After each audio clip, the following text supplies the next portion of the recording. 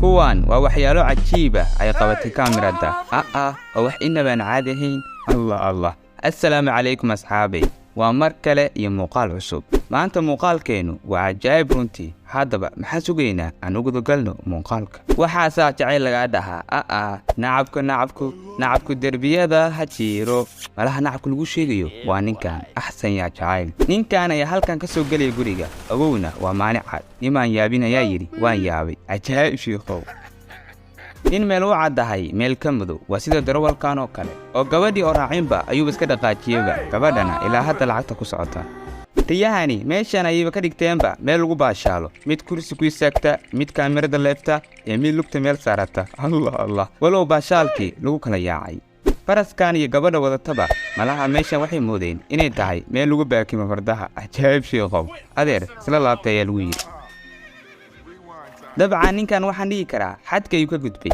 wixii ku dhacayna isaga ayaaba ka yaabayba. alla maxaa meeshii keenay camal. cajaa'ib shiikhow.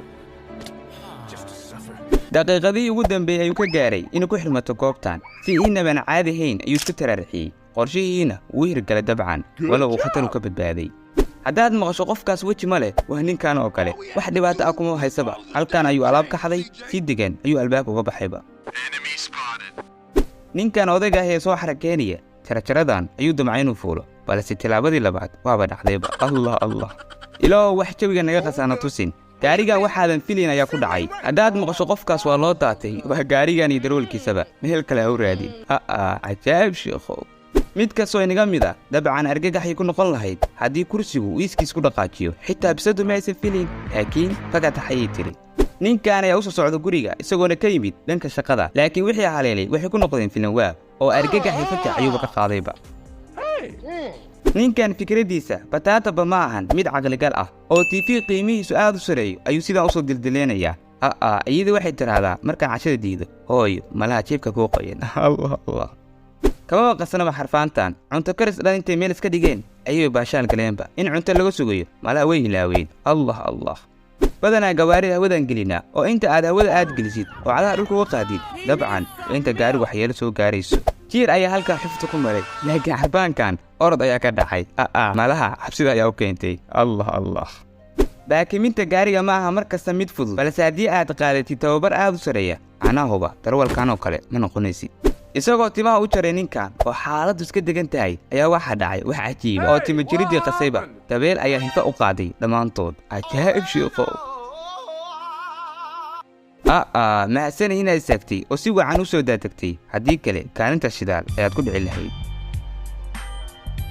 gaarigii ayaa taraaraxay oo ku dhacayba haadaantan. isagana wuu iska tuuray. nasiib ayuu lahaa in isagoo caafimaad qaba inuu meeshan ka tegay. Allah marka aadan haysan waqti kugu filan oo aad ku qabatid shaqooyinkaagii, aadna ka dambaysid shaqaalaha nadiifiya waddooyinka ayna kugu dhaqaan gaariga si bilaash ah, waa arrin wanaagsan. si cajiib leh halkan uga soo degeen bisadahan. haddii ay kaa leexdaan nasiib ayaad leedahay. Allah kadib maalin dheer oo shaqo ah, ninkan oo ka soo deganaya iskurogadan ayuu ku dhacay goobtan biyuhu fadhiyaan. laga yaabay inuu waayey waqtigu dharka iskaga bixiyo, haddana uu helay. gabadhan wixii ku dhacay kadib waaba qosashayba. laga yaabay dhaawacyadii ay ka dareemaysa qalbiga ilma filaankan wax yar uun ka daaweeyey.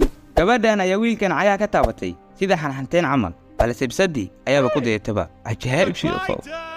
inaad orodid caafimaadkaaga ayuu roon tahay, laakiin qaabkan mayii saaxiib oo jugta ku dhacday daraaddeed waxay hurdadii ka toosisay xariifkan. Allah bal ka waran haddii lagu dhaho goobtan ha marin, balse in adeegnimo aad ku marto waa iska sidaan oo shamiitadii qoyneed ayay mareenba. yaab iga dheh. fulay hooyadiis ma gablanto. xariifkan dantiisa ayuu gartay kadib markii uu digniin ka helay kooxdan aydahi. gaarigii ayuu dalaq yidhi wax kasta barasho ayay kaaga baahan yihiin. haddaba xariifka intuusa laha kulumayso isagii ayaaba ku dhacay biyaha. cajaa'ib shiikhow. bisadan maalintan waxay u ahayd maalin aan u wanaagsanayn kadib markay soo raacday gaarigan. dabcan marka hore gaarigu wuxuu soconayay si degan, balse hal mar ayay yaabtayba oo jawigeedii baa isbedelay. baraagtan waa mid gunteedu aad u dheer tahay, tanna waa sidoo kale, balse tan waa mid lagu baashaali karo. wiilkan kursigu soo tuuray ayaa miiska cashada saareed ku dhacay. isagii ayaaba aamin waayey. maxaa kuu watay walaalka? cajaa'ib shiikhow. gabadhan waxay ku mashquulsaneen shaqada xafiiska, laakiin si lama filaan ayay u dareentay inay wax khaldan yihiin. naftu way macaan tahay, miiska ay dul fuushay. cajaa'ib shiikhow. cajab iga dheh. malaha xariifka meel uu ka baxo ayuu waayeyba, isagoona wadahan u maray gaarigan dushiisa. khasaare loo dhan yahay ayaa meeshan ka dhacay. Oh, gabadhan ka gaaraystiri laakiin uma isi suurtagelin.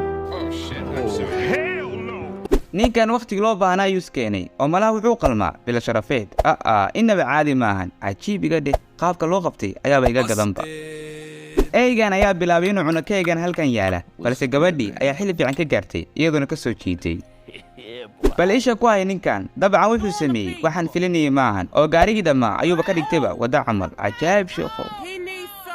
xaalada noocaan oo kale ah ayaa la kulanaa waqtiyada qaarkood. waxba is walaacin, hana ooyin, istaji uun, qof degan iska dhig oo xaaladdan yaan lagaa dareemin.